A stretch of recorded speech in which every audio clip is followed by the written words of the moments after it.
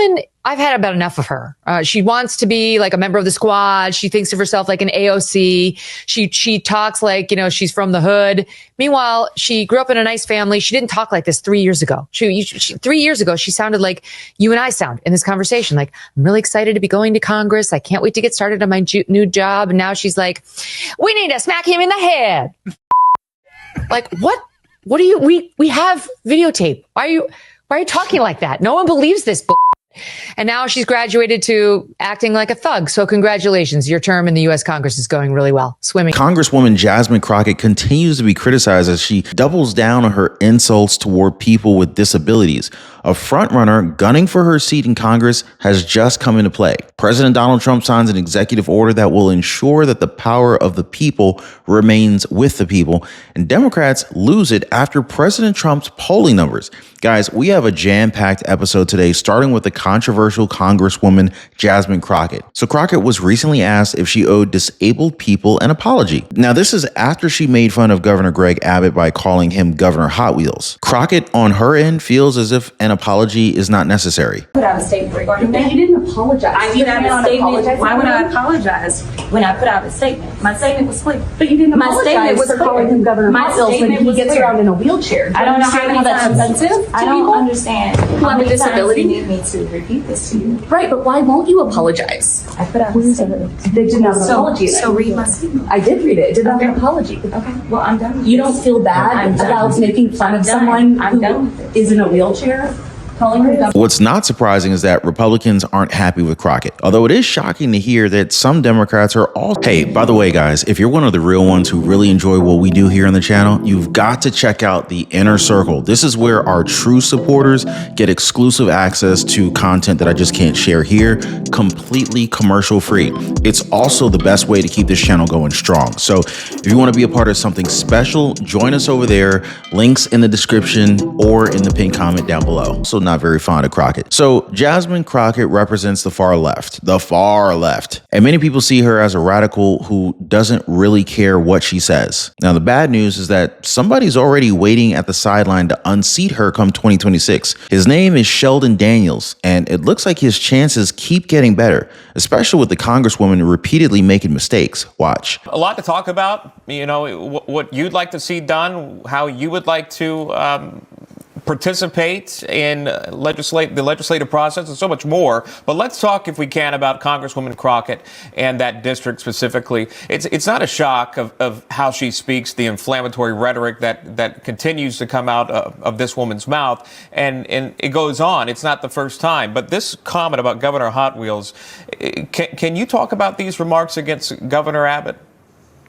This is what happens when a politician has no real accomplishments like Jasmine Crockett. She resorts to childish insults instead of doing her job. Her calling Governor Abbott Hot Wheels, it's not just disrespectful, it's disgusting. This is the governor of Texas. This is a man who has dedicated his career to public service, and her idea of leadership is making fun of his disability. And like you said, this isn't the first time that she's embarrassed our district. It's a pattern. She gets on TV, she runs her mouth, and then she does absolutely nothing for the people of TX30. She's more focused on being a viral sensation on social media than delivering results. But voters are watching, and Texas deserves better. And she's not sorry, really, for those remarks. At least she won't come out and straight up apologize. She shared this on X to attempt to clarify the Hot Wheels remark, saying, I wasn't thinking about the governor's condition. I was thinking about the planes, trains, and automobiles he used to transfer migrants into communities led by black mayors. Your thoughts about her justification for the comment?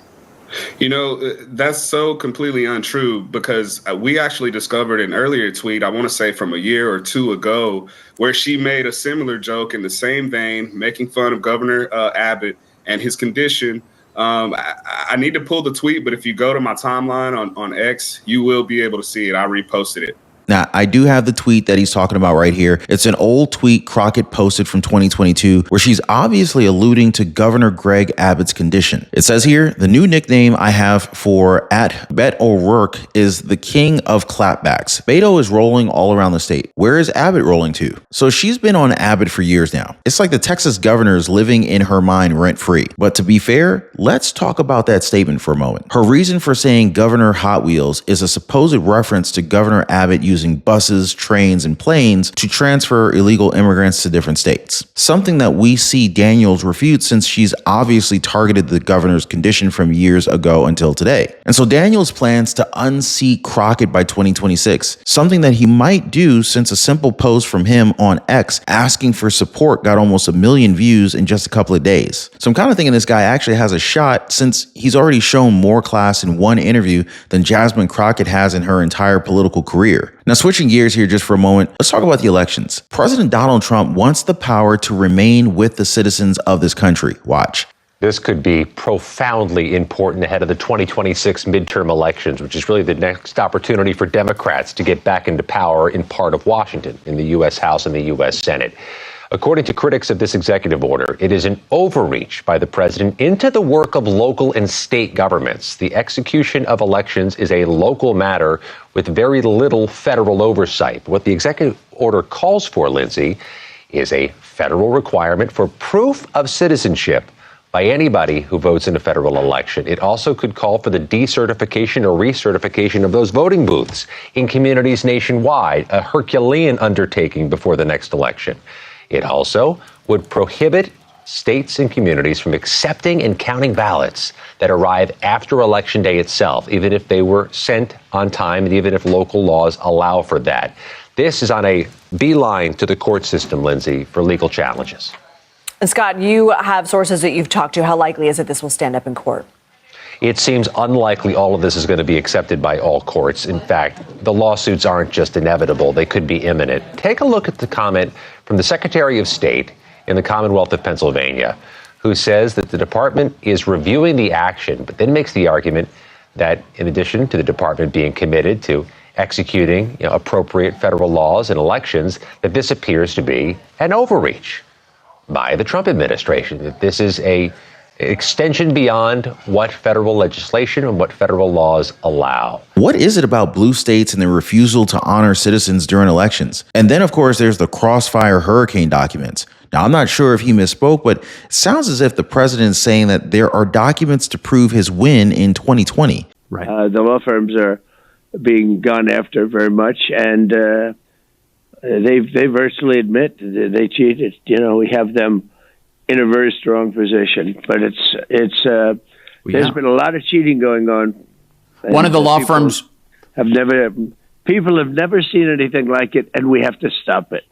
One of the law firms that you've been going after, Perkins Coie, which was responsible for contracting a guy called Christopher Steele to draw up a huge document of lies about you that led to all sorts of Trump-Russia collusion allegations for years.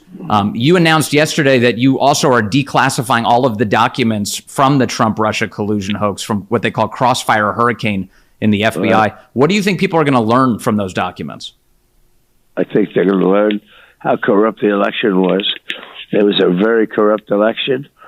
You're talking about the second election, I assume. That was an election that I won.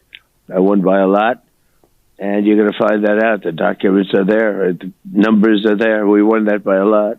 Mm-hmm. We won 3 elections, and we did very well in the second one. Now, the third one, we blew it away. The third one, we said, too big to rig.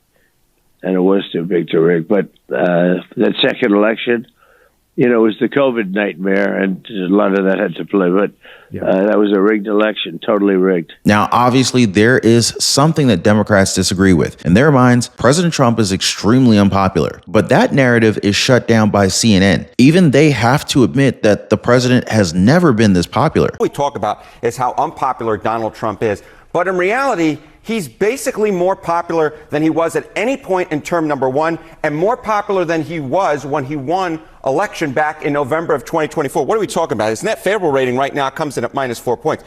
Compare that to where he was when he won in November of 2024 when he was at minus 7 points, or March of 2017 when he was at minus 10 points. So when you compare Trump against himself, he's actually closer to the apex than he is to the bottom of the trough. Harry Enton is a numbers guy, so he just can't help but provide us with the facts here. President Trump is delivering on his numerous campaign promises, and the American people appreciate a man of his word. Which brings me to Social Security. Now, I covered this in a recent live stream that I urge you to watch. It's expected that big changes are coming, which could provide people with thousands of dollars in extra cash. Make sure you guys check that out. As always, appreciate your time. Thanks for hitting the like button and subscribing. We'll see you next time. Big changes coming for Americans verifying their identity to the Social Security Administration. Come March 31st, people will need to verify their identity through an online service. If they can't, they have to visit a Social Security office in person, and dozens of those offices being shut down all across the country, from California to New York. Commerce Secretary Howard Lutnick says this is a move in the right direction to catch fraud, and that most recipients wouldn't mind a skipped payment. Let's say Social Security didn't send out their checks this month. My mother-in-law, who's 94, she wouldn't call and complain. She just wouldn't. She'd think something got messed up, and she'll get it next month.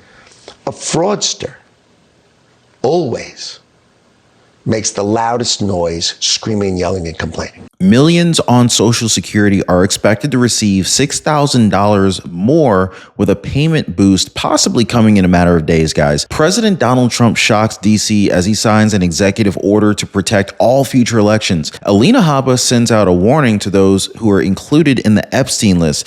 And somebody has finally taken the blame for adding a journalist to an alleged top secret chat group. Y'all better grab some popcorn, guys, because this is actually going to get really interesting here. So let's go ahead and start with Social Security and what beneficiaries can expect soon. Now, if you guys appreciate the updates, take a second to hit the like button and subscribe. Thank you so much, guys.